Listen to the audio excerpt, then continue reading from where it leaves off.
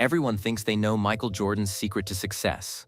6 NBA championships, legendary work ethic, smart business deals with Nike that made him a billionaire. But they're all wrong. The real secret isn't what Jordan does on the basketball court or in the boardroom. It's what he's been doing every single morning at 4:30 a.m. for the past 33 years. Something so private, so unexpected that even his closest friends don't know about it. It's not meditation. It's not working out. It's not studying game film or reading business reports. What Jordan does every morning at 4:30 a.m. accidentally created a nationwide network that has helped over 100,000 people. It taught him how real communities work, which made him billions in smart investments. And it all started with one simple habit that his father taught him in 1991. The habit is so strange that when people find out, they can't believe the greatest basketball player in history has been doing this every day for 3 decades, never missing, not once. Until now, only a handful of people knew the truth. But one of them is dying, and she's finally ready to reveal the secret that could change how the world thinks about success, kindness, and what it really means to be great. Marcus Chen stared at his phone screen, reading the text message for the 5th time. The number was blocked, but the words made his heart race. I know Michael Jordan's real morning secret, the one that made him a billionaire. Meet me at Sunrise Diner in Wilmington, NC tomorrow at 2 p.m. Come alone, ask for Elena. Marcus set his phone down on his cramped ESPN desk and rubbed his tired eyes. After 5 years of covering sports stories, he'd learned to ignore most anonymous tips. Crazy fans always claim to have inside information about famous athletes, but something about this message felt different. He picked up his phone again and Googled Michael Jordan morning routine. The usual articles popped up, stories about Jordan waking up early for practice, pictures of him working out before dawn.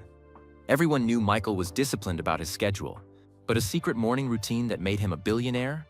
That sounded like nonsense. Marcus was 28 and hungry for the story that would change his career. He'd been stuck writing small pieces about college basketball and minor league baseball. His editor, Sarah Kim, barely noticed his work anymore. He needed something big, something that would get him noticed by the major sports networks. His phone buzzed again. Same blocked number. He does something at 4:30 a.m. that nobody knows about. Something he's done since 1991. I was there. I saw it happen hundreds of times. Marcus felt his pulse quicken. 1991 was Jordan's first championship year. What if this wasn't just another crazy fan story? What if someone really did know something? He looked around the busy ESPN newsroom. Other reporters were typing away at their computers, chasing their own stories. None of them were getting mysterious text messages about Michael Jordan's secret billions. Marcus made a decision. He grabbed his laptop bag and headed for Sarah's office. I need to take a personal day tomorrow, he said, standing in her doorway. Sarah looked up from her computer screen. For what? Following up on a lead. Could be nothing, but I want to check it out. She shrugged. Fine, but I need that Duke basketball piece by Friday. Marcus nodded and headed home to pack. 3 hours later, he was driving south on I-95 toward North Carolina. The February air was cold, but he kept his windows cracked open to stay alert. His mind raced with questions. Who was Elena? How did she know Jordan? And what could he possibly do at 4:30 in the morning that made him billions of dollars? Marcus had covered enough Michael Jordan stories to know the basics. 6 NBA championships with the Chicago Bulls, legendary competitiveness, smart business deals with Nike and other companies. But most of Jordan's wealth came from his Air Jordan brand and team ownership. Nothing mysterious about that. The drive to Wilmington took 6 hours. Marcus found a cheap motel and tried to sleep, but his mind wouldn't quiet down. He kept thinking about the text messages. The specific time, 4:30 a.m. The specific year, 1991. Someone who claimed to be there and see it happen. The next morning, Marcus drove through downtown Wilmington, looking for Sunrise Diner. The small coastal city was pretty, with old brick buildings and tree-lined streets. This was Jordan's hometown. He'd grown up here before becoming famous. Sunrise Diner was a small place with yellow walls and red booths. The smell of bacon and coffee filled the air. Marcus arrived at exactly 2 p.m. and told the waitress he was looking for Elena. Back corner booth, she said, pointing toward a woman sitting alone. Elena Rodriguez looked to be in her late 60s. She had gray hair pulled back in a neat bun and wore a simple blue sweater. Her brown eyes were sharp and alert. But Marcus noticed her hands shook slightly as she lifted her coffee cup. "You're the reporter," she said as Marcus sat down across from her. "Marcus Chen, ESPN. You sent me the messages." Elena nodded slowly. "I've been thinking about this for months, whether to tell someone or take it to my grave." Marcus pulled out his phone to record, but Elena held up a hand. "No recording. Not yet. First, I need to know you'll treat this story with respect. Michael Jordan is a good man. What I'm going to tell you, it's not gossip. It's something beautiful." Marcus put his phone away. "Okay, tell me what you know." Elena took a sip of coffee and looked out the window. "I worked as a cleaning lady for 40 years. Hotels, offices, private homes, rich people's houses mostly. I cleaned for a lot of famous folks." She paused and looked back at Marcus. "Including Michael Jordan. His house in Chicago during the championship years. His place here in Wilmington when he visited family. I saw things." "What kind of things?" "Every morning at exactly 4:30 a.m., Michael would get up and go to his study, not to read playbooks or watch game film. He had a small wooden desk by the window. He would sit there for exactly 1 hour and do something that would surprise you." Marcus leaned forward. "What did he do?" Elena's eyes grew distant, remembering. "He wrote letters. By hand. Personal letters to people. But not to other famous people or business partners. These were different." "Different how?" "He wrote to ordinary folks. People who were struggling. Single mothers. Families who lost their jobs. Kids who were sick. People who needed hope." Marcus frowned. "How do you know what was in the letters?" "Because he left them on his desk to dry. The ink, you know. I would dust around them while he showered and got ready for practice. I couldn't help but see a few words here and there." Elena reached into her purse and pulled out a small piece of paper. "I kept this. I probably shouldn't have, but I did." She handed Marcus what looked like a rough draft of a letter, written in blue ink on plain white paper. "Dear friend, I heard about your situation through someone who cares about you. I know things seem hard right now, but I want you to know that someone believes in you. Enclosed is a small gift to help with whatever you need most. Keep working toward your dreams. Better days are coming. A friend who believes in you." Marcus stared at the paper. "Jordan wrote this?" "That's his handwriting.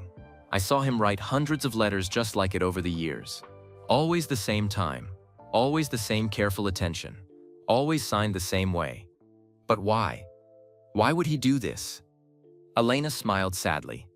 "That's what I wondered for years, until I started putting pieces together. I worked for other people who knew Michael. I heard stories. I saw what happened to some of the people who got those letters." She leaned across the table, her voice dropping to a whisper. "Marcus, those letters didn't just help individual people. They created something bigger, something that connected people across the country. Something that eventually made Michael Jordan understand how real business works, how real communities grow." Marcus felt his reporter instincts tingling. "What do you mean?" Elena glanced around the diner, then back at Marcus. "I'm dying," she said quietly. "Cancer. The doctors say I have maybe 3 months. I kept quiet all these years because I signed agreements, but I want the truth to come out before I'm gone." She reached into her purse again and pulled out a folded napkin with 3 names written on it. "If you really want to understand Michael Jordan's billion-dollar secret, you need to talk to these people. Dr. Robert Kim in Chicago. Isabella Santos in Charlotte. Tommy Mitchell right here in Wilmington. They were part of what Michael created, even though he didn't know it at the time." Marcus took the napkin, his mind racing with questions. Elena stood up slowly, leaving money on the table for her coffee. "What you think you know about greatness," she whispered, her eyes filled with something that looked like wonder, "is just the surface. Michael's real secret, it saved more than just his career." She walked toward the door, then turned back one more time. "And Marcus, he still does it. Every single morning at 4:30 a.m. For 33 years now. Never missed a day. Not once." The door chimed as Elena left, and Marcus sat alone in the booth, staring at the napkin with 3 names and the draft letter in Jordan's handwriting. He had no idea that he was about to uncover the most amazing story of his career. Marcus sat in the diner for another 20 minutes, staring at the napkin with the 3 names. His hands were shaking slightly as he held the draft letter Elena had given him. The handwriting looked real. The paper felt old. But could this really be from Michael Jordan? He pulled out his phone and called his editor, Sarah. "I need another day," he said when she answered. "Marcus, what's going on? You said this was just checking out a lead." "It's bigger than I thought. I need to fly to Chicago." Sarah sighed.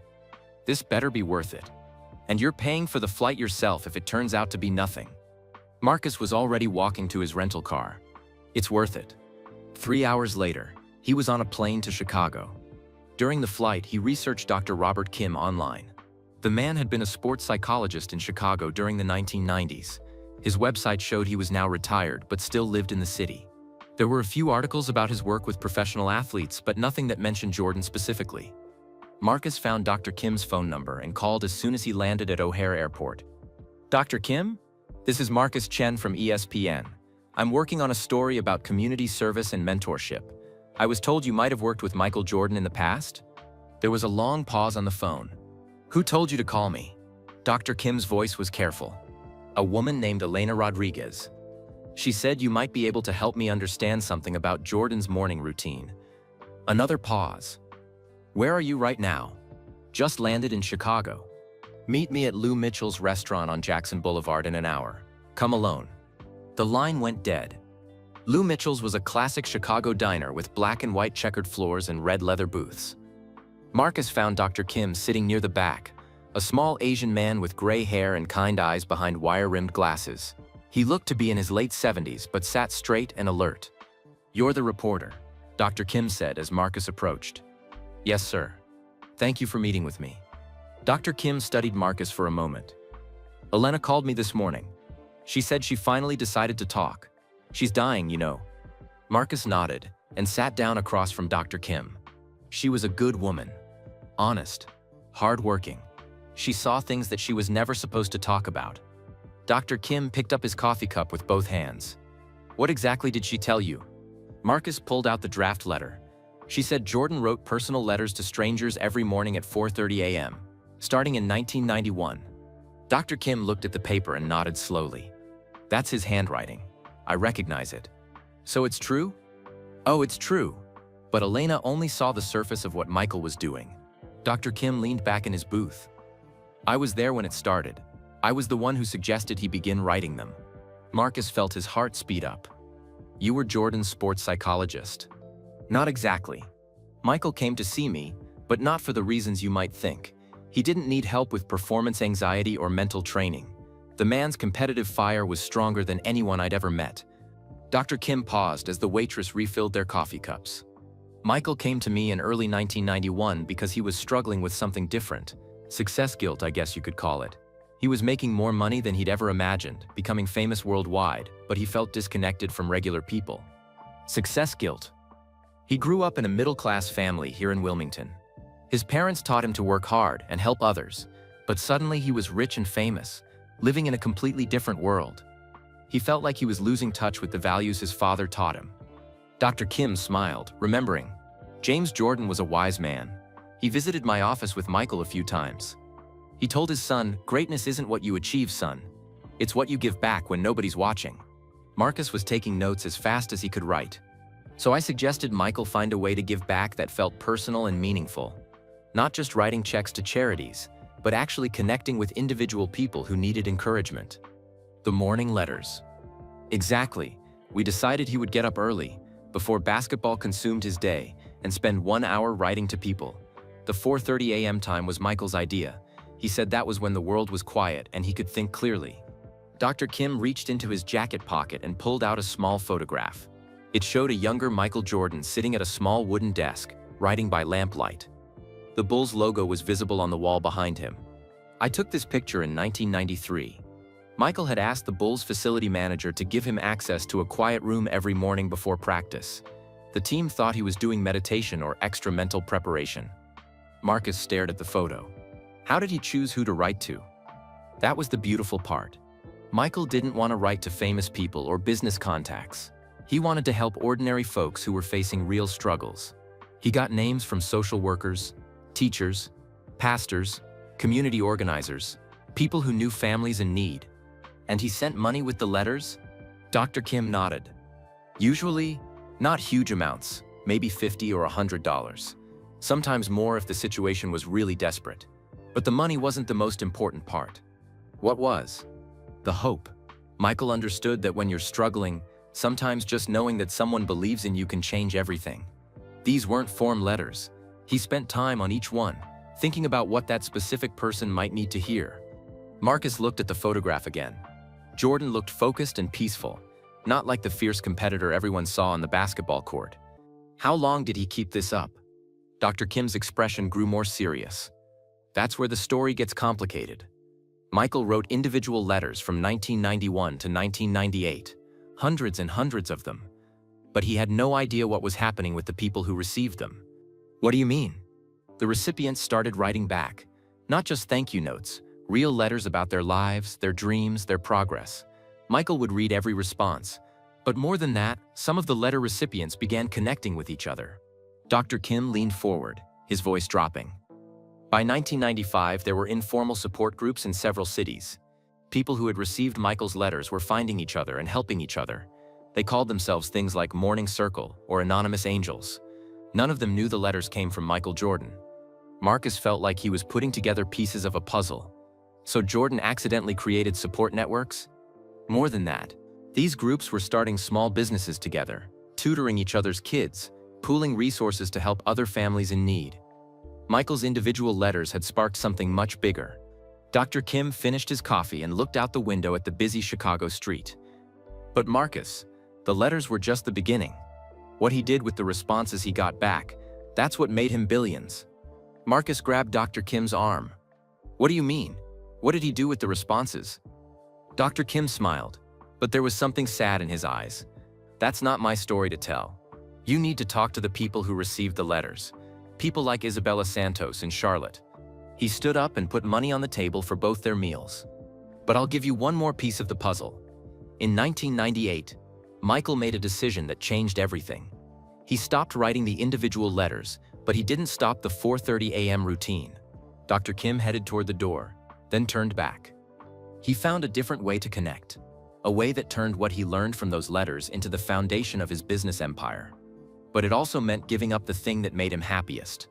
Marcus watched Dr. Kim walk out into the cold Chicago afternoon, leaving him with more questions than answers, and a growing sense that this story was bigger than anything he had imagined. Marcus sat in his rental car outside Lou Mitchell's restaurant, trying to process what Dr. Kim had told him. Jordan's letters had created support networks? People were connecting with each other because of anonymous encouragement from a basketball player they'd never met? He pulled out his phone and searched for Isabella Santos in Charlotte. There were several results, but one caught his attention. Santos Community Solutions, Small Business Consulting. The website showed a professional-looking woman in her 50s, with kind eyes and a warm smile. Marcus called the number listed on the website. Santos Community Solutions. This is Isabella. Miss Santos, this is Marcus Chen from ESPN. I'm working on a story about community development and mentorship. I was told you might have an interesting perspective on how anonymous support can help people succeed. There was silence on the phone for several seconds. Who gave you my name? Isabella's voice was suddenly guarded. Dr. Robert Kim in Chicago. And before him, a woman named Elena Rodriguez. Isabella's breath caught. Elena? Is she okay? She's not well, but she wanted this story to be told. Another long pause. Where are you now? Chicago. But I can be in Charlotte by tomorrow morning. Meet me at Park Road Park at 10 a.m. near the playground. I'll be wearing a red jacket. The next morning, Marcus drove through Charlotte, looking for Park Road Park. The February air was warmer than Chicago, and families were already out enjoying the sunshine. He spotted Isabella Santos sitting on a bench near the playground, watching children play. She looked exactly like her website photo, but there was something cautious in her posture. Mrs. Santos? Marcus approached carefully. Call me Isabella. She gestured for him to sit beside her. Elena really sent you? Marcus nodded and showed her the draft letter Elena had given him. Isabella took it with shaking hands. Oh my God, she whispered. I haven't seen his handwriting in years, but I'd recognize it anywhere. His handwriting? Isabella looked at Marcus with tears in her eyes. The person who wrote this letter changed my entire life. I just never knew who he was until much later. She took a deep breath and began her story. It was 1992. I was 19 years old and pregnant with my daughter Maria.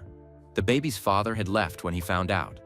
I was living with my mom in a tiny apartment, working at a gas station for minimum wage. Isabella pointed to the playground where children were laughing and running.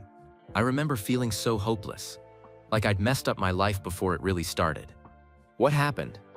One morning in March, I found an envelope under my apartment door. No return address, just my name written in careful handwriting.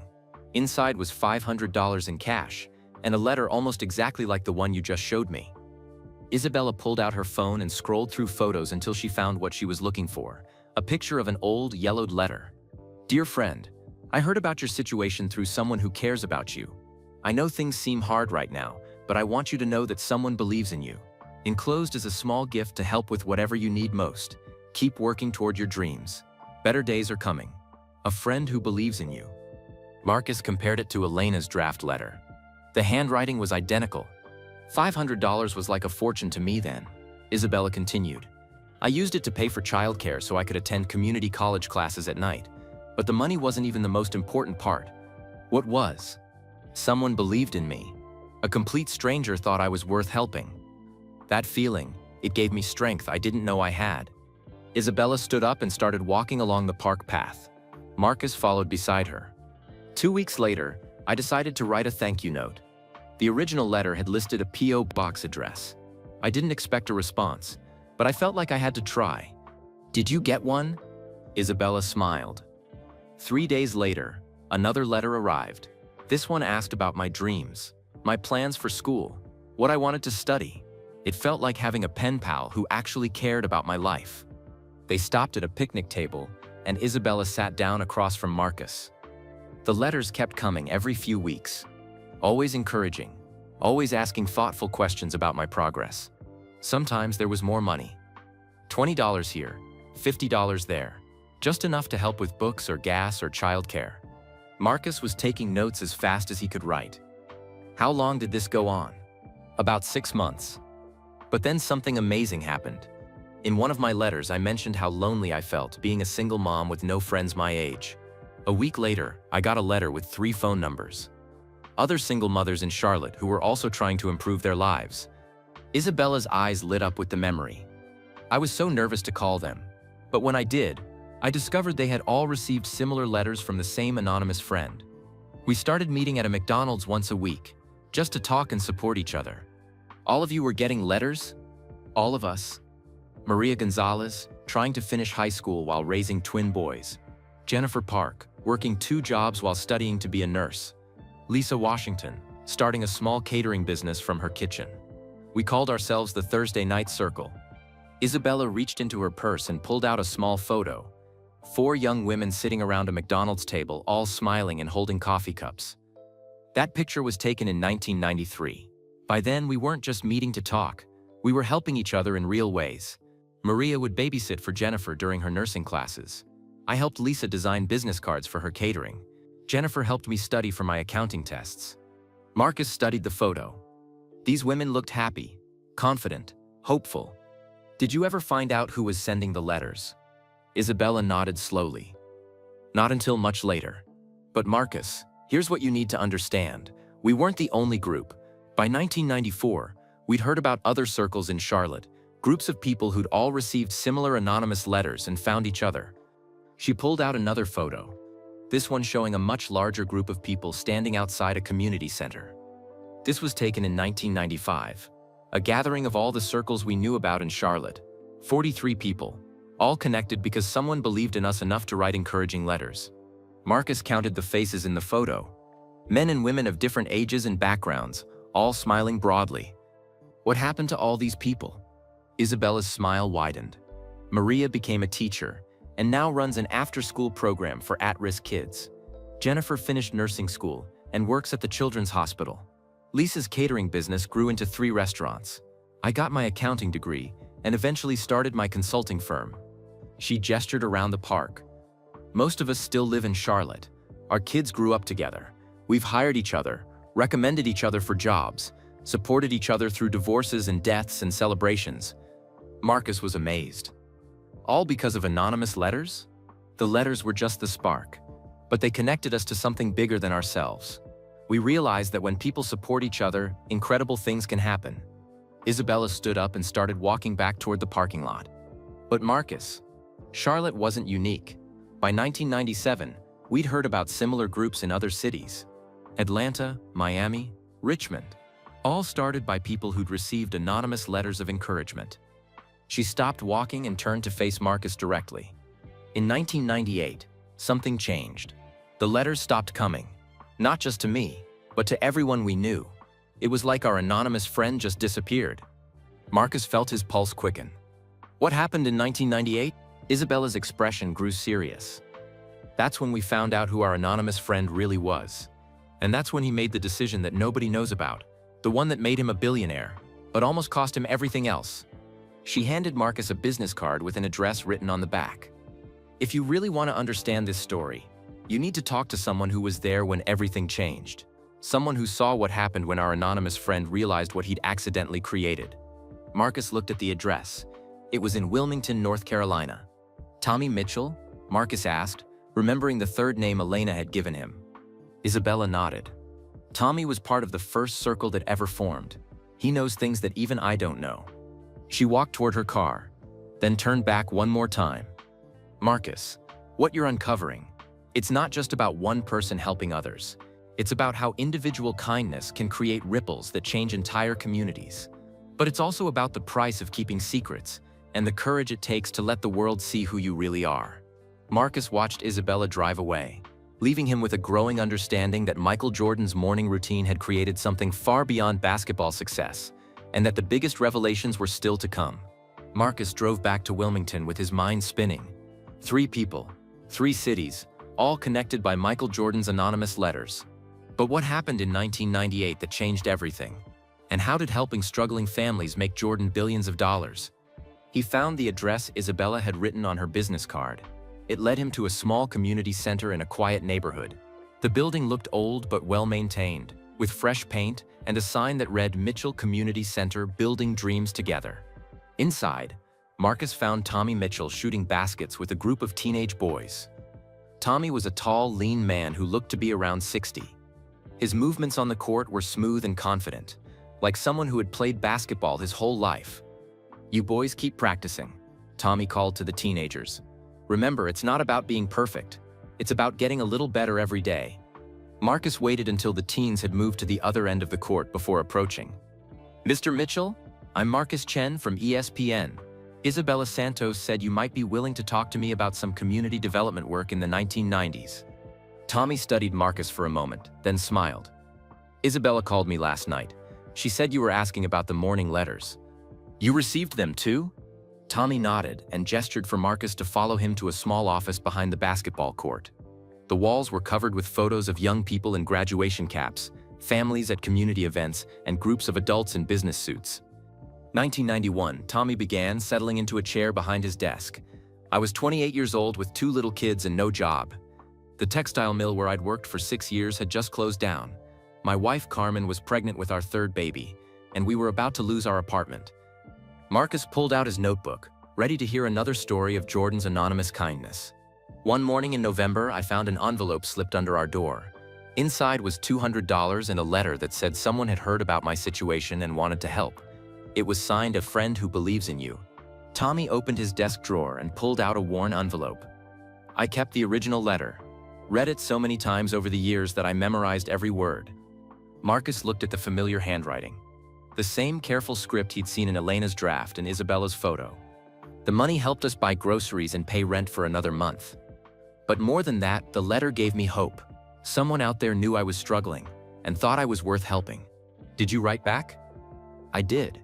I found a P.O. box address at the bottom of the letter. I wrote to say thank you and to explain how I was looking for work, trying to provide for my family." Tommy stood up and walked to the window overlooking the basketball court. 2 weeks later, I got another letter. This one asked about my skills, what kind of work I enjoyed, what my dreams were for my family and community. "What did you tell him?" I wrote back that I'd always been good with my hands. Fixing things, building things. My father taught me carpentry and basic electrical work when I was young. I said my dream was to start my own handyman business, but I didn't have money for tools or a truck. Tommy smiled, remembering. The next letter changed everything. It had $500 and a note that said, "Every dream starts with a single step. Use this to buy the tools you need." Marcus was amazed by the generosity. $500 was a lot of money in 1991. It was everything to me. I bought a basic set of tools and started doing small repair jobs around the neighborhood. Word spread quickly. People trusted me because I did good work and charged fair prices. Tommy returned to his desk and pulled out a thick photo album. By 1993, I had enough regular customers to buy a used truck. By 1995, I was hiring other guys who needed work. Look at this. He opened the album to show Marcus photos of construction projects, home repairs, and groups of men in work clothes. This was my crew in 1996. 8 guys, all of them fathers trying to provide for their families. We were doing kitchen renovations, bathroom remodels, small additions, good honest work. Marcus studied the photos. The men looked proud and happy, standing next to their completed projects. But Tommy, how does this connect to the other letter recipients? Isabella mentioned that people started finding each other. Tommy's eyes lit up. That's where it gets really interesting. In 1994, I wrote to my anonymous friend about how business was going well, but I wished I could help other people the way he'd helped me. He turned the page in the album to show a newspaper clipping from 1995. The headline read, "Local handyman offers free home repairs for seniors." The next letter I got had 3 phone numbers. Other people in Wilmington who had received similar anonymous help and wanted to give back to the community. Marcus leaned forward. Who were they? Patricia Johnson, a teacher who'd received help finishing her education degree.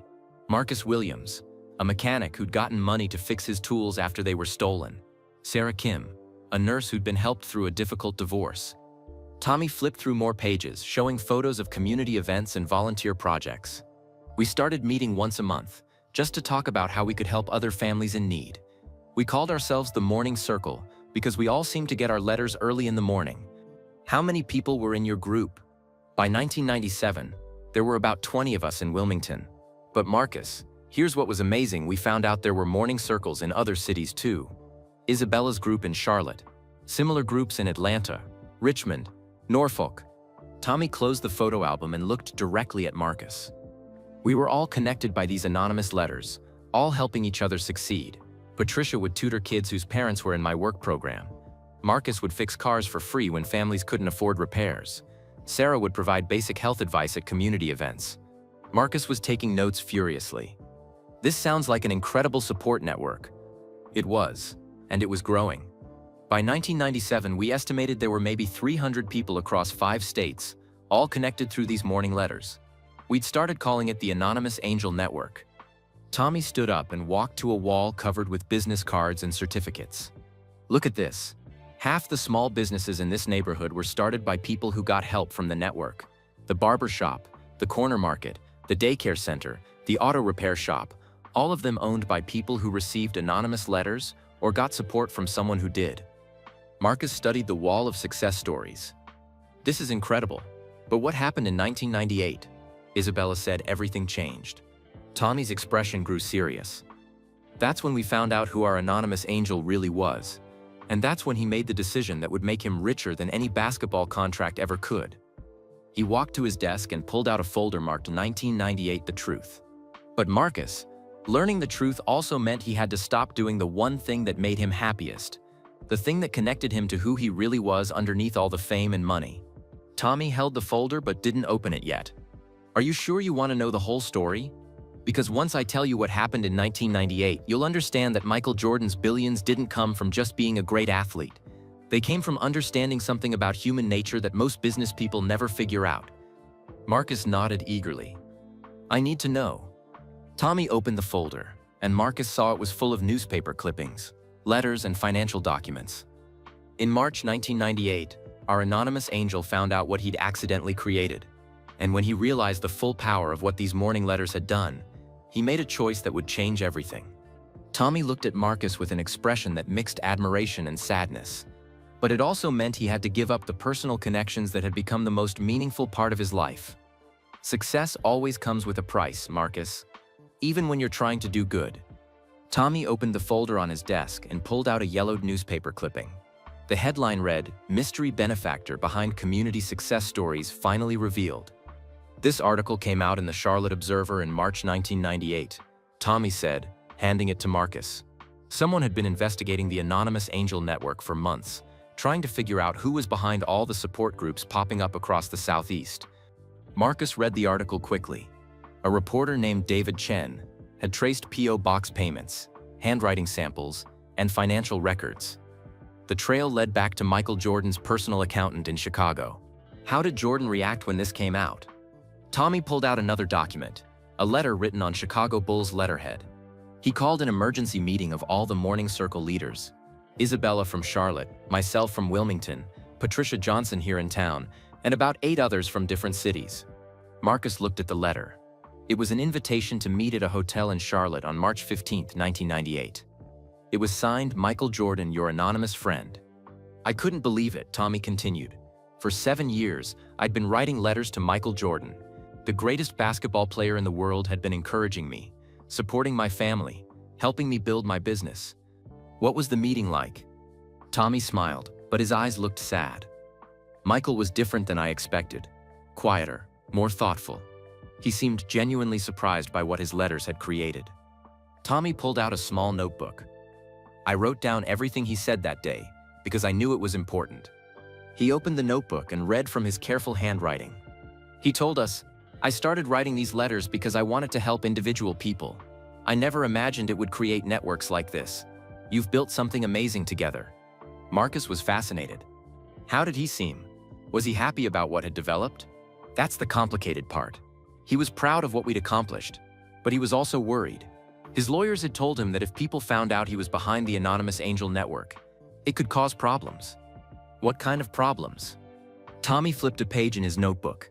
Legal issues about tax implications for the money he'd given away.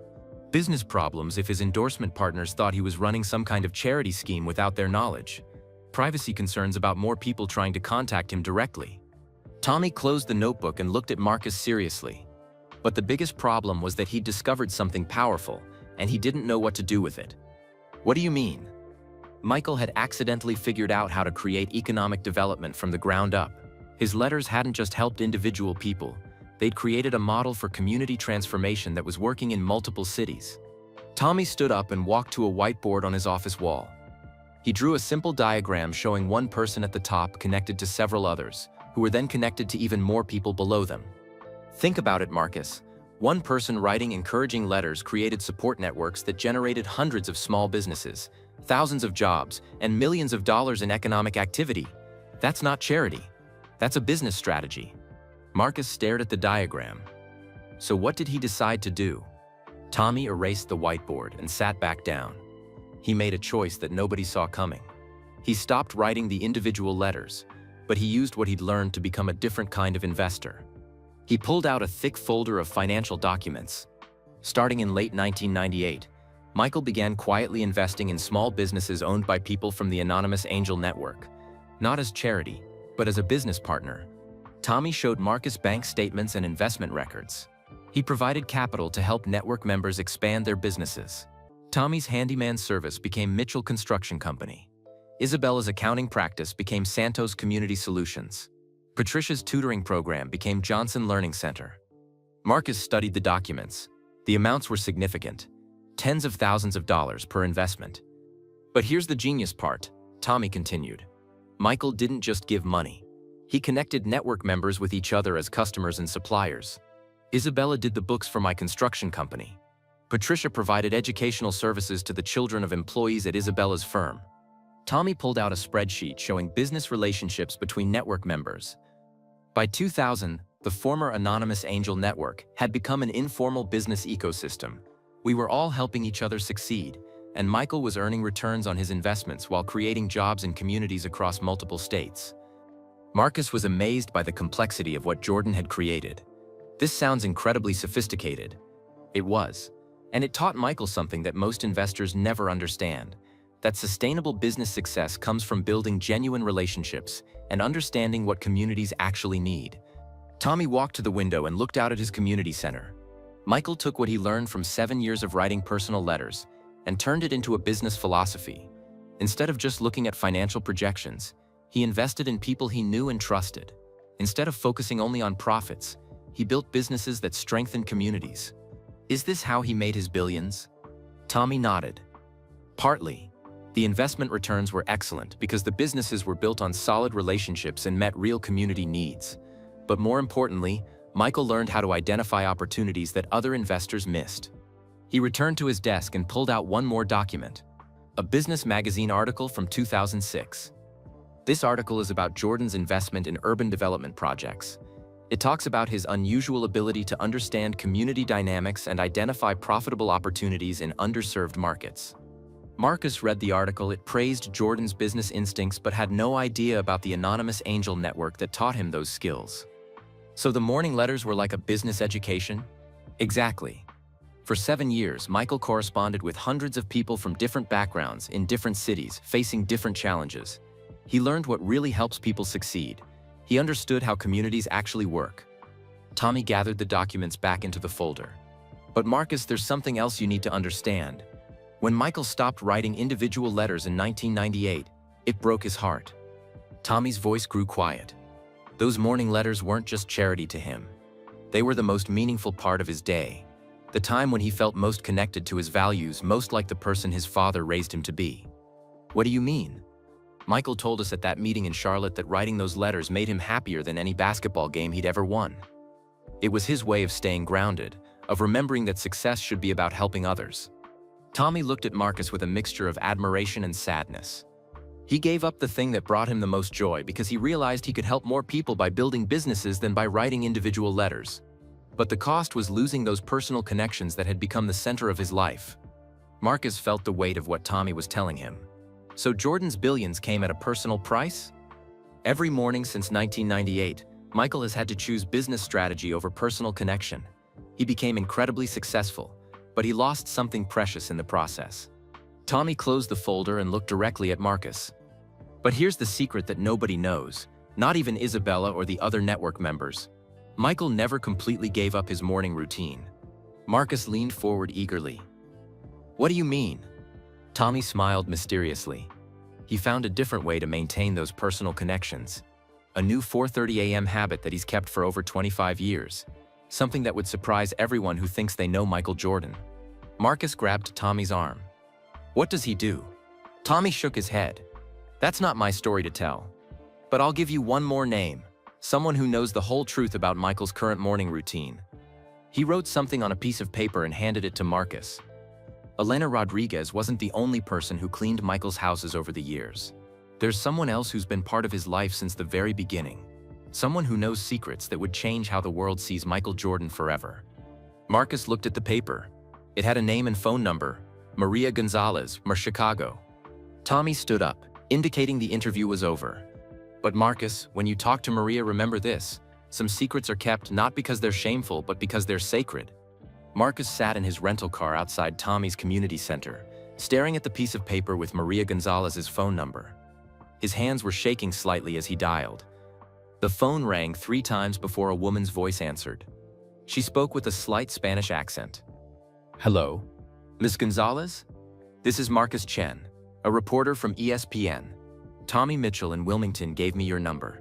He said you might be able to help me understand something about Michael Jordan's morning routine. There was a long silence on the phone. Tommy told you to call me? Maria's voice was cautious. Yes, ma'am. I've been investigating a story about Jordan's anonymous letters from the 1990s. Tommy said you know something about what Jordan does now, in the mornings. Another pause. Where are you? North Carolina? But I can fly anywhere you'd like to meet. Come to Chicago, but not to my house. Meet me at Grant Park tomorrow at noon by the fountain. I'll be wearing a yellow coat.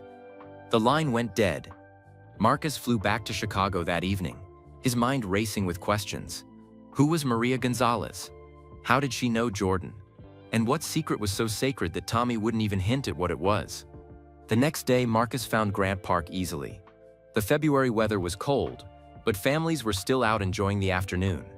He spotted an elderly woman in a bright yellow coat sitting on a bench near the fountain. She looked to be in her late 70s, with silver hair and kind eyes.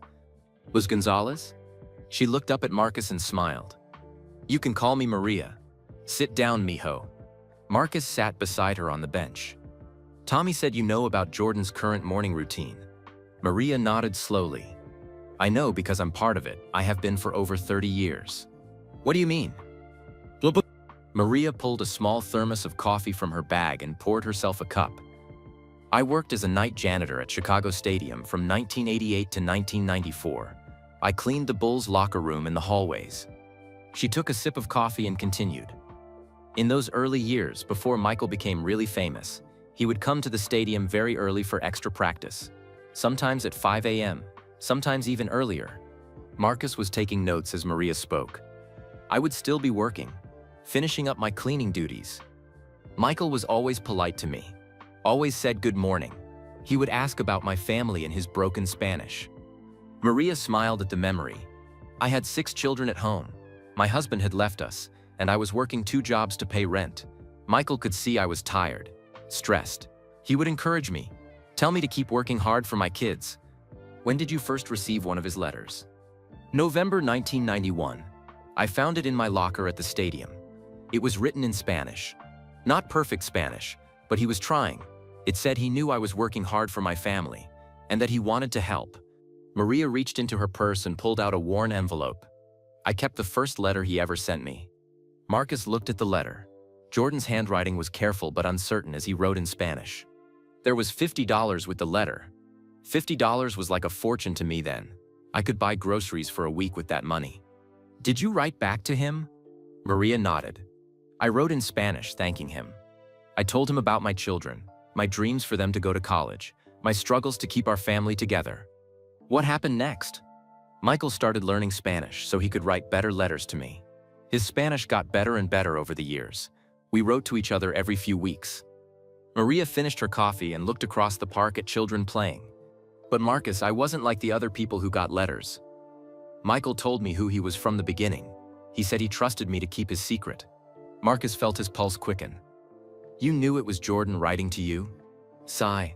And when he stopped writing letters to everyone else in 1998, he asked me if he could do something different. What? Maria smiled. He asked if he could call me instead. Every morning at 4:30 a.m., before he started his day, he said talking to me helped him remember who he was underneath all the fame and money. Marcus stared at Maria. Jordan calls you every morning? For 26 years now. Every single morning at 4:30 a.m., my phone rings, and it's Michael. We talk for maybe 30 minutes, sometimes longer. Maria pulled out a small notebook from her purse. I keep track of our conversations. Look. She opened the notebook to show page after page of dates and brief notes. February 1st, talked about his mother's health. February 2nd, discussed problems with the Hornets team. February 3rd, asked advice about business decision. Marcus counted the entries. There were thousands. What do you talk about? Everything. His family, his businesses, his worries, his dreams. I tell him about my grandchildren, about people in my neighborhood, about what I see in the world. Maria's eyes grew warm. Michael asks for my advice about important decisions. When he was thinking about buying the Charlotte Hornets, I told him it was good to help young men achieve their dreams. When he was unsure about a business partnership, I reminded him to trust his instincts. Why does he call you specifically? Maria was quiet for a moment, choosing her words carefully. Michael's father taught him that wisdom comes from understanding different perspectives. I am an old Mexican woman who raised 6 children working as a janitor. Michael is one of the most successful men in the world. But we both understand struggle. We both know what it means to work hard for your family. She closed the notebook and looked at Marcus directly. Michael calls me every morning because I help him stay connected to the person his father raised him to be. I remind him that success should make you more generous, not less caring. Marcus was amazed. Does anyone else know about these calls? Maria shook her head. His family knows he talks to me sometimes, but they don't know it happens every single day. Even his closest friends don't know about our morning routine. Why keep it secret? Because it's sacred, like Tommy told you. This isn't about business or publicity or image. It's about Michael's soul. Maria stood up slowly and started walking along the park path. Marcus followed beside her. You want to know how Michael Jordan really became a billionaire? It wasn't just smart investments or good business deals. It was because he never stopped learning from people who see the world differently than he does. She stopped walking and turned to face Marcus. Every morning for 26 years, Michael has started his day by talking to someone who reminds him what really matters. Someone who helps him understand how his decisions affect real people in real communities. Marcus was quiet, processing what Maria had told him. But there's something else you need to know, Maria continued. Something that would shock the world if they found out. She reached into her purse and pulled out a key. I'm 79 years old, mijo. My health isn't good. Before I die, there's something I need to show you. Something I've been keeping safe for Michael, but he doesn't know I have it. Maria handed Marcus the key and a piece of paper with an address. Tomorrow morning at 9 a.m., go to this storage unit. Inside, you'll find boxes of things I've been saving for 30 years. Things that will show you the real reason Michael Jordan's morning routine created a billion-dollar empire. She started walking back toward the parking area. But Marcus, when you see what's in those boxes, you'll understand why some secrets are too important to keep forever. Marcus watched Maria walk away, clutching the key in his hand and wondering what final revelation was waiting for him in a storage unit in Chicago. Marcus barely slept that night. He kept staring at the key Maria had given him, wondering what could be so important that she'd kept it secret for 30 years. At 8:30 a.m., he drove to the address she'd written down. The storage facility was in a quiet part of Chicago, surrounded by small businesses and apartment buildings. Marcus found Unit 247 and slipped the key into the lock. His hands were shaking as he rolled up the metal door. Inside were dozens of cardboard boxes, all neatly labeled with dates ranging from 1991 to 2024. Marcus opened the nearest box and found hundreds of letters, all written in Spanish in Jordan's familiar handwriting. But these weren't copies of the letters Jordan had sent to Maria. These were letters Maria had written back to Jordan, letters she had never mailed. Marcus picked up one from 1993 and read Maria's careful Spanish handwriting, translated in his mind to English. Dear Michael, you told me today about your father's death and how lost you feel. I want you to know that grief is the price we pay for love. Your papa lives on in the good things you do for others. Keep writing your morning letters. They honor his memory. Marcus realized Maria had been keeping a secret journal of their relationship for over 30 years, writing responses to every conversation they'd had. He opened another box and found something that made his heart race. It was full of maps, newspaper clippings, and business records. The maps showed cities across the United States with red pins marking locations. The newspaper clippings were success stories about small businesses, community development projects, and economic growth in those exact same cities. Marcus studied the materials more carefully. The red pins marked every city where Jordan's anonymous angel networks had operated. But there were many more pins than the cities he'd already learned about. Chicago, Charlotte, Wilmington, Atlanta, Richmond, but also Detroit, Los Angeles, Philadelphia, Houston, Phoenix, and dozens of others. In a box marked 1995-2000, Marcus found a thick folder labeled The Real Network. Inside were hundreds of letters from janitors, security guards, maintenance workers, and cleaning staff at sports arenas across the country. Marcus read letter after letter, all written to Maria. The writers explained how they'd started their own anonymous letter programs in their cities, inspired by stories Maria had shared about a basketball player who helped people with morning letters. A letter from Carlos Mendez in Los Angeles. Maria, I started writing letters to struggling families in my neighborhood just like you told me about. I've helped 12 people so far, and 3 of them started their own businesses. A letter from Janet Williams in Detroit. The Morning Letter Circle we started here now has 43 members. We've helped people find jobs, finish school, and start small companies. It's working just like you said it would.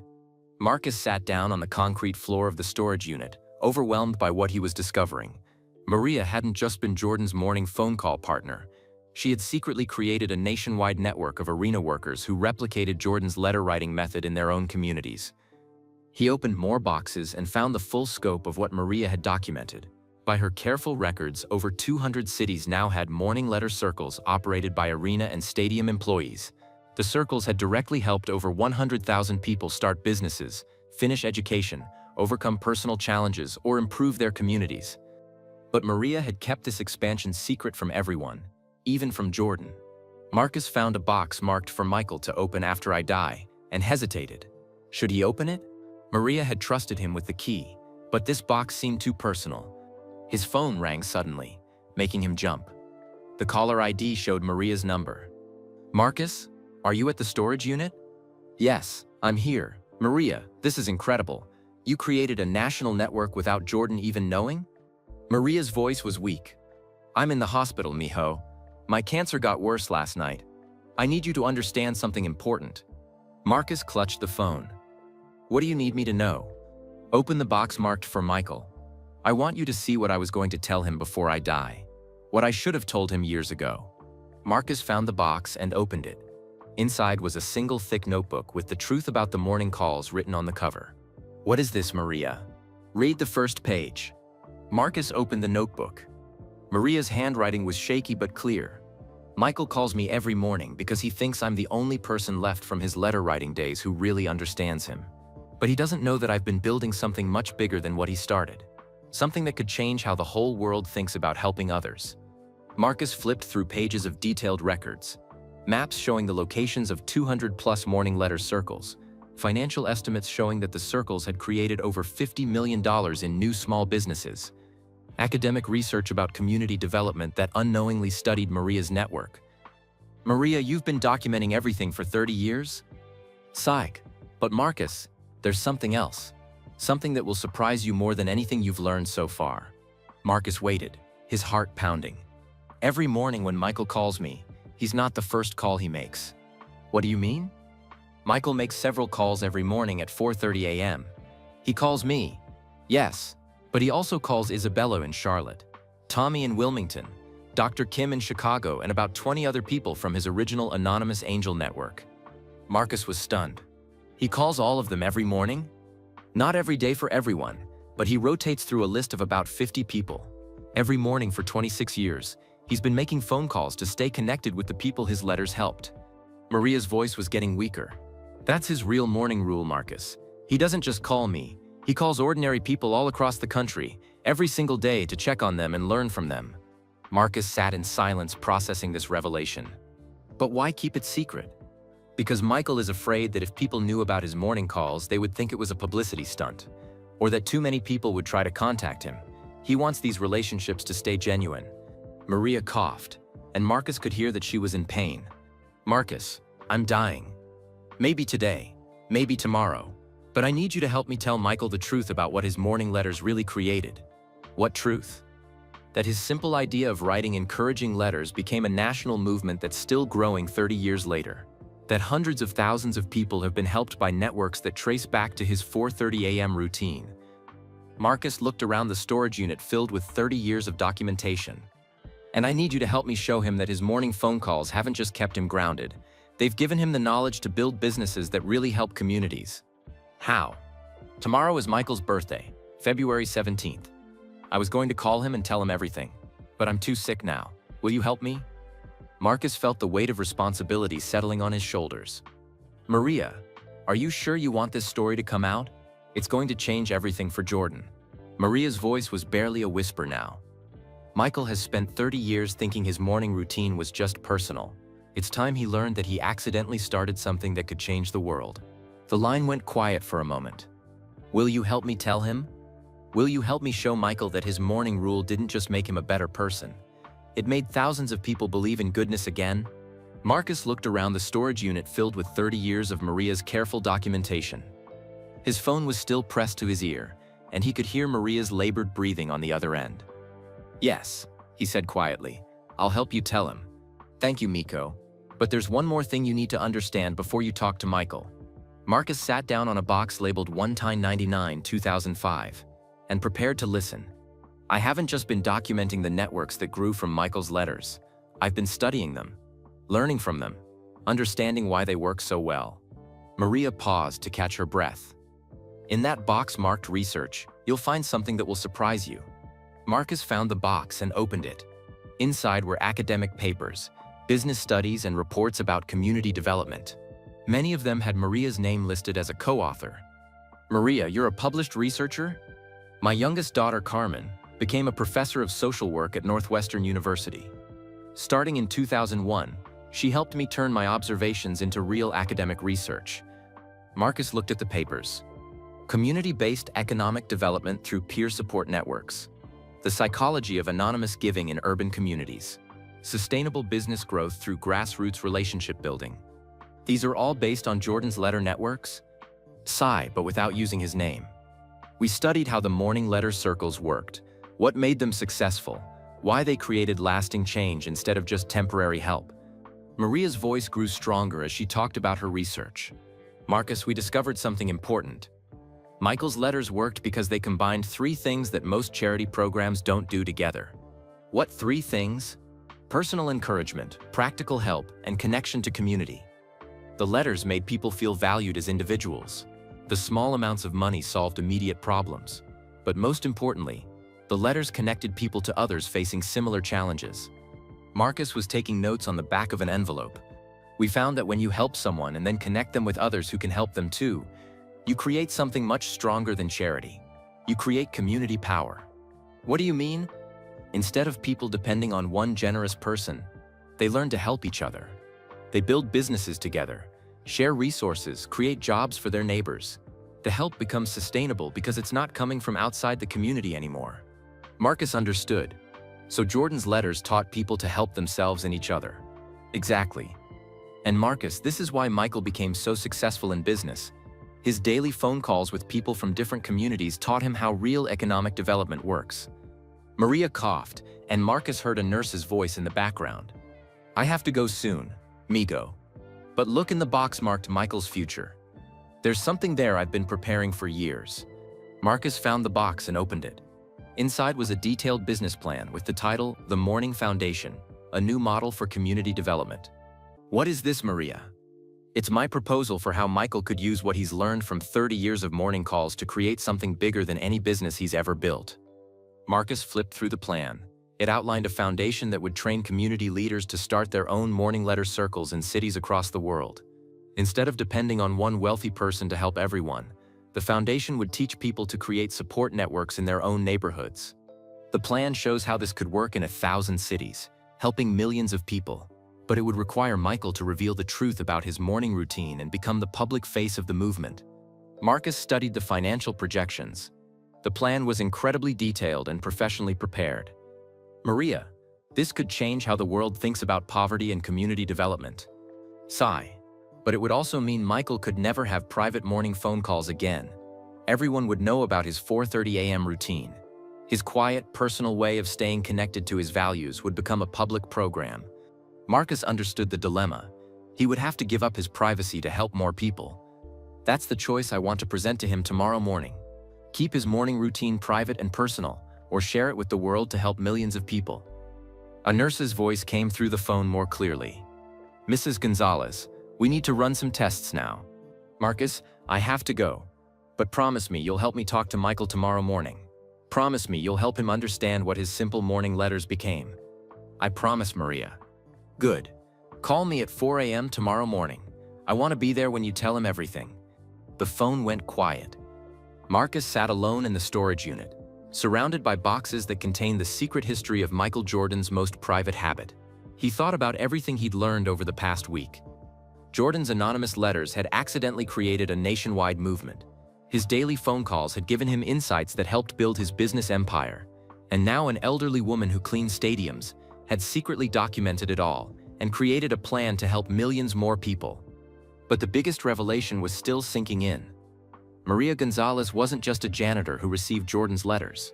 She was a brilliant community organizer who had spent 30 years studying and expanding Jordan's methods. She had turned his individual act of kindness into a replicable model for social change. Marcus looked at his watch. It was 3:30 p.m. In 12.5 hours, he would be part of revealing to Michael Jordan that his private morning routine had become something he never imagined.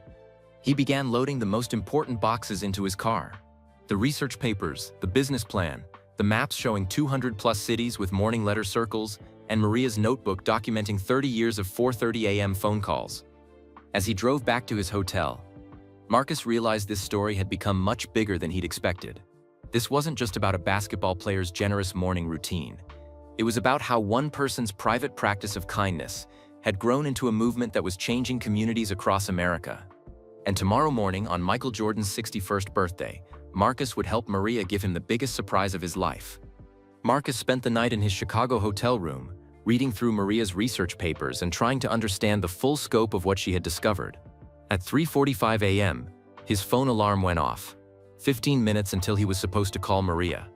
His hands were shaking as he dialed her hospital room number. A nurse answered. I'm sorry, but Mrs. Gonzalez is very weak this morning. She can only talk for a few minutes. Please, it's important. She's expecting my call. The nurse put Maria on the phone. Her voice was barely a whisper.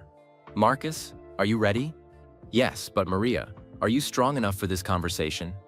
I've been waiting 79 years to tell this story. Mijo, I'm ready. Marcus had arranged everything according to Maria's instructions. He was sitting in his car outside a small house in a quiet Chicago neighborhood, the house Jordan had bought for Maria in 2001. The phone will ring in exactly 5 minutes, Maria whispered. That will be Michael calling for our morning talk. You answer it and put it on speakerphone so I can hear too. Marcus felt his heart pounding. In 5 minutes, he would be talking to Michael Jordan about the most private part of his life. What should I say to him? Tell him you're a reporter who's been learning about his morning letters. Tell him I asked you to call because I have something important to share with him on his birthday. At exactly 4:30 a.m., the phone rang. Marcus answered with trembling hands. Hello? There was surprise in the voice that responded. Who is this? I'm trying to reach Maria Gonzalez. Mr. Jordan, this is Marcus Chen. I'm a reporter with ESPN. Maria asked me to answer her phone this morning because she has something very important to tell you for your birthday. A long pause. Where is Maria? Is she okay? Marcus heard Maria's weak voice through his hospital phone. Tell him I'm in the hospital, but that I'm okay enough for this conversation. She's in the hospital, Mr. Jordan, but she specifically wanted to talk to you this morning. She said it couldn't wait. Put her on the phone. Marcus connected the hospital call to the house phone so all three of them could talk together. Michael? Maria's voice was barely audible. Maria, what's going on? Are you all right? Who is this reporter? Mijo. I'm okay, but I need to tell you something I should have told you years ago. Something about our morning phone calls and your letters from the 1990s. Jordan's voice became concerned. What about them? Maria took a shaky breath. Marcus has been investigating your anonymous angel letters. He's talked to Isabella in Charlotte, Tommy in Wilmington, Dr. Kim here in Chicago. He knows about the networks that formed from your letters. There was silence on Jordan's end. Michael, are you there? I'm here. Maria, those letters were supposed to be private.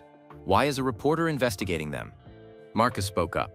Mr. Jordan, I started investigating because someone told me you had a morning routine that made you billions of dollars. I thought it was about business strategies or workout habits. I had no idea it was about helping people. Those letters weren't about business. They were personal. They were about staying connected to the values my father taught me. Maria's voice grew a little stronger. Michael, that's exactly why you need to hear what Marcus discovered. Your personal morning routine became something much bigger than you ever knew. What do you mean? Marcus opened Maria's notebook and began reading from her careful records. Mr. Jordan, I've learned that your letters from 1991 to 1998 created support networks in at least 12 cities. These networks helped hundreds of people start businesses, finish school, overcome personal challenges. But that was just the beginning. Jordan was quiet, listening. After you stopped writing letters and started making phone calls instead, something else happened. Maria has been documenting it all for 30 years. Maria, what is he talking about? Maria's voice was growing weaker, but she pushed forward. Michael, I need to tell you something. When you started calling me every morning in 1998, you thought I was just your friend from the old days. But I was also documenting everything. Documenting what? How your morning phone calls kept you connected to real communities. How they taught you things about business that other wealthy people never learn. How they helped you make investment decisions that actually helped people instead of just making money. Marcus looked at his notes from Maria's research. Mr. Jordan, Maria has academic papers showing that your business success came partly from understanding how communities really work. Knowledge you gained from talking to ordinary people every morning for 26 years. Jordan's voice was confused. I don't understand. My phone calls with Maria and the others are just personal conversations. Checking in on friends. Maria made a sound that might have been a laugh. Ay, mijo. You never realized, did you? When you call Isabella every few weeks and she tells you about challenges her small business clients face, that's market research. When Tommy tells you about community development projects in Wilmington, that's learning about economic opportunities. When you call me and I tell you about my grandchildren's struggles in school, you learn about education needs. When I tell you about my neighbors who can't afford healthcare, you learn about community problems. Marcus could hear Jordan processing this information. Your morning phone calls weren't just about staying grounded, Michael. They were like having a personal research team of 50 people from different backgrounds, in different cities, telling you about real problems that needed solutions. Jordan was quiet for a long moment. So you're saying my phone calls helped me in business? More than that, Marcus said, looking at Maria's business plan. Maria has been secretly expanding your letter writing idea for 30 years. She's created morning letter circles in over 200 cities. What are you talking about? Maria's breathing was getting more labored, but she continued. Michael, I've been working with janitors and maintenance workers at sports arenas across the country. I taught them how to start anonymous letter programs in their communities, just like yours. You did what? By my count, over 100,000 people have been helped by programs that started with your idea. Thousands of small businesses, hundreds of community organizations, all because I shared your letter writing method with other arena workers. Jordan's voice was stunned. Maria, why didn't you tell me? Because I wanted to show you what was possible before asking you to make a decision. Marcus opened Maria's business plan. Mr. Jordan, Maria has created a proposal for something called the Morning Foundation.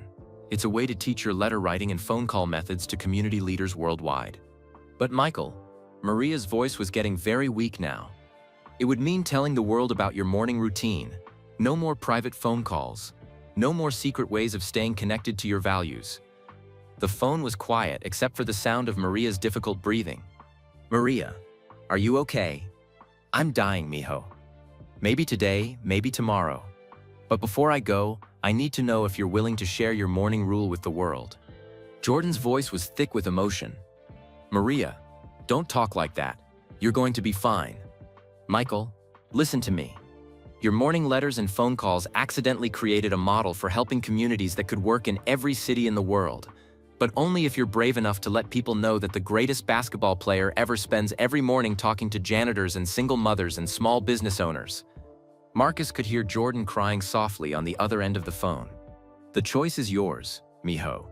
Keep your mornings private and personal, or share them with the world to help millions of people believe in goodness again. The phone line was silent for nearly a minute. Marcus could hear Jordan breathing heavily on the other end, and Maria's labored breathing from the hospital. Finally, Jordan spoke. Maria, I need to see you, right now. Michael, I'm in the hospital. I'm very sick. I don't care. What hospital? I'm coming there. Maria gave him the address of Northwestern Memorial Hospital. Room 412. I'll be there in 20 minutes. Marcus, you come too. We need to finish this conversation face to face. Marcus drove quickly through the early morning Chicago streets, his mind racing. In a few minutes, he would be in a hospital room with Michael Jordan, discussing the most private part of the basketball legend's life. When Marcus arrived at the hospital, Jordan was already there. He looked older than in his recent photos, but his eyes were sharp and intense. He was sitting beside Maria's bed, holding her hand. You must be the reporter, Jordan said without looking up. Yes, sir. Marcus Chen. Jordan finally looked at Marcus. Maria's been telling me more about what you discovered. About the networks, the research, her foundation plan. Marcus sat in a chair near the window. Mr. Jordan, I hope you understand that I never intended to invade your privacy. I was just following a story about community development. I know. Jordan turned back to Maria. Maria, show me everything. Marcus opened his laptop and pulled up photos of the documents from Maria's storage unit. The maps showing 200+ cities with morning letter circles. The academic papers about community development. The business plan for the Morning Foundation. Jordan studied each image carefully, asking questions about the research methods, the financial projections, and the potential impact. So you're telling me that maintenance workers at basketball arenas have been running support groups based on my old letters? Maria nodded weakly. Carlos at the Lakers arena, Janet in Detroit, Roberto in Phoenix. Dozens of them. They've helped thousands of people. And this foundation plan could expand it to how many cities? Marcus looked at the business plan. According to Maria's research, potentially 1,000 cities worldwide. The model is simple enough that community leaders could be trained to implement it anywhere. Jordan stood up and walked to the window, looking out at the Chicago skyline. But it would mean telling everyone about my morning routine. The phone calls, the letters, all of it. Yes, Maria said quietly. No more privacy. No more quiet mornings talking to old friends. It would become a public program with media attention and publicity. Jordan was quiet for several minutes. Marcus could see him wrestling with the decision. What would happen to our phone calls, Maria? Would we still talk? Maria smiled sadly. Probably not the same way, Misho. Once the world knows about your morning routine, everyone will want to be part of it. The calls would have to become more formal, more structured. So I'd lose the thing that's kept me grounded for 26 years. You'd lose the privacy, yes. But Michael, think about what you'd gain. Think about all the people who could be helped. Jordan returned to Maria's bedside and sat down. Tell me honestly, Maria, is this what you really want? For me to give up our personal relationship to help strangers? Maria reached up and touched Jordan's face. Michael, our relationship isn't going away. It's going to grow. Instead of helping 50 people with your phone calls, you could help 50,000. Instead of changing a few communities, you could change the world. Marcus watched this intimate conversation between two people who had shared 30 years of 4:30 a.m. phone calls. But, Maria continued, only if you want to. I won't pressure you to give up something that brings you peace. Jordan looked at the business plan again. How would it work? The foundation? Marcus read from Maria's detailed proposal. Community leaders would be trained to start morning letter circles in their neighborhoods. The foundation would provide small grants for initial expenses. Paper, stamps, meeting spaces. The circles would operate independently, but share methods and success stories. And my role? You'd be the public face of the movement. Speaking at events, meeting with community leaders, sharing your story about how morning letters changed your life. Jordan was quiet again, thinking. Maria, can I ask you something personal? Of course. Why did you keep all this secret for so long? Why didn't you tell me years ago about the networks you were building? Maria's eyes filled with tears. Because I wanted to prove it worked first. I wanted to show you that your simple idea could change the world before asking you to sacrifice your privacy for it. And also, she added with a weak smile, because I knew this decision would be hard for you, I wanted to wait until the right moment. Jordan laughed softly. And you think my 61st birthday while you're in the hospital dying is the right moment? See, because now you know what's possible, and now you have to decide what kind of legacy you want to leave. Marcus felt like he was witnessing something sacred, a conversation between two friends who had shared decades of morning talks about life, values, and helping others. Jordan stood up again and paced to the window. If I say yes to this foundation, everything changes. My quiet mornings become public events. My personal conversations become business meetings. The thing that's kept me connected to who I really am becomes a brand. Yes, Maria said simply, that's the cost. But if I say no, all those people who could be helped by morning letter circles in other cities won't get that help. Also, yes. Jordan turned back to face Maria and Marcus. There's no middle ground here? No way to expand the program without me becoming the public face of it? Maria shook her head. Michael, people need to know that this comes from you. That the greatest basketball player in history thinks ordinary people are worth helping. Without your name and story, it's just another charity program. Marcus watched Jordan struggle with perhaps the hardest decision of his life. Maria, if I do this, will you help me? Will you be part of the foundation? Maria's voice was barely a whisper now. Mijo, I'm dying. Maybe I have days, maybe weeks, but not long enough to help you build this. Jordan sat down heavily in his chair. Then I'd be doing this without you. Without the person who taught me that morning conversations could change lives. No, Michael, you'd be doing it because of me. Because of everything we learned together in 30 years of 4:30 a.m. phone calls. The room fell silent except for the sounds of Maria's medical equipment. Finally, Jordan spoke. I need some time to think about this. How much time? Maria asked. Jordan looked at his old friend, seeing how frail she had become. Give me until tomorrow morning. I'll call you at 4:30 a.m. with my answer. Marcus realized he was about to witness the end of a 30-year tradition and possibly the beginning of something that could change the world. Marcus left the hospital that morning, knowing his life had changed forever.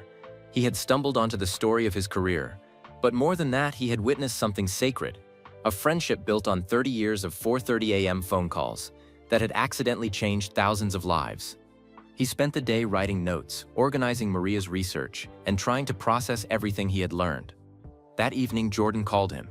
Marcus, can you meet me at Maria's house tomorrow morning at 4:25 a.m.? I want you there when I make my final call to her. Of course, Mr. Jordan. And Marcus, whatever decision I make tomorrow, I want you to write this story. The world needs to know about Maria and what she built, even if they never know about my part in it. That night, Marcus could barely sleep. At 4 a.m., he drove through the quiet Chicago streets to Maria's small house. Jordan was already there, sitting in his car in the driveway. "How are you feeling about your decision?" Marcus asked as they walked to the front door. Jordan looked tired. "I've been thinking all night about my father, about what he taught me, about what Maria has shown me is possible." They went inside the house Jordan had bought for Maria 23 years earlier. The living room was simple but comfortable, with family photos covering every surface. Jordan sat in what was obviously his usual chair beside an old telephone. "I've been sitting in this chair for over 20 years, Jordan said. "Every few weeks when I'm in Chicago, I come here instead of calling Maria from my hotel. We sit and talk for hours." Marcus looked at the photos on the walls. Many showed Maria with her children and grandchildren, but several showed her with Jordan at various events over the decades, always candid shots of two friends talking and laughing together. "She's been like a second mother to me," Jordan continued. "After my father died, Maria became the person who helped me remember what really mattered." At exactly 4:30 a.m., Jordan picked up the phone and dialed the hospital. "Maria, it's Michael." Marcus could hear Maria's weak voice through the phone. "Buenos dias, mijo. Did you sleep?"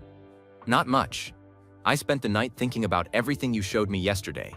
"And what did you decide?" Jordan was quiet for a moment, then spoke with quiet certainty. "Maria, I'm going to do it. I'm going to start the Morning Foundation." Even through the phone, Marcus could hear Maria crying. "Are you sure, Michael? You know what you're giving up?" "I'm sure. You've shown me that my private morning routine accidentally became something bigger than I ever imagined. If it can help millions more people, then I have to share it." "But Mijo, our phone calls will have to change." "Yes. But Maria, what you've taught me over 30 years, that real success means helping others, that genuine relationships create lasting change, that morning conversations can transform lives, those lessons will live on through the foundation." Jordan's voice grew stronger as he spoke. "You've been preparing me for this moment for 30 years, haven't you?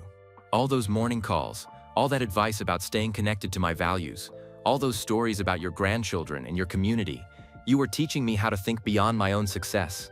"Sin," Maria whispered. "I was hoping you would eventually see what was possible. Well, I see it now, and I want Marcus to tell the whole story, about the anonymous letters, about the networks that formed, about your secret research and the circles you created across the country." Marcus felt the weight of responsibility settling on his shoulders. "But Michael," Maria said, "once this story comes out, everyone will know about your morning routine. People will try to call you, write to you, ask for help. Your privacy will be gone forever." Jordan stood up and walked to the window, looking out at the sunrise beginning to lighten the sky. "Maria, 30 years ago you taught me that privacy isn't worth much if you're not using your influence to help people. My father would be proud that I'm finally ready to let the world see who I really am." "And who are you really, Miko?" Jordan smiled, and for the first time since Marcus had met him, he looked completely at peace. "I'm someone who learned that greatness isn't about what you achieve for yourself. It's about what you inspire others to achieve for each other." Maria was crying again, but her voice sounded stronger. "Michael, there's something else I need to tell you." "What?" "Yesterday, while you were deciding, I made some phone calls to Isabella, to Tommy, to Dr. Kim, to some of the arena workers who run morning letter circles." Jordan sat back down. "What did you tell them?" "I told them about the foundation plan. I asked if they would help you build it." "And?" "They all said yes, Michael. Isabella wants to train community leaders in business development. Tommy wants to teach people how to organize neighborhood support groups. Dr. Kim wants to help with the psychological research." Jordan was quiet, processing this. "And the arena workers? Carlos in Los Angeles, Janet in Detroit, Roberto in Phoenix. They're all willing to become regional coordinators for the foundation." Marcus watched Jordan's expression change from surprise to amazement to gratitude. "So you're telling me I won't be building this alone?" "No, mijo. You'll be building it with all the people your morning letters helped over the past 30 years. The Anonymous Angel Network is ready to become the Morning Foundation." Jordan put his head in his hands, overwhelmed by the generosity of people he had helped decades earlier.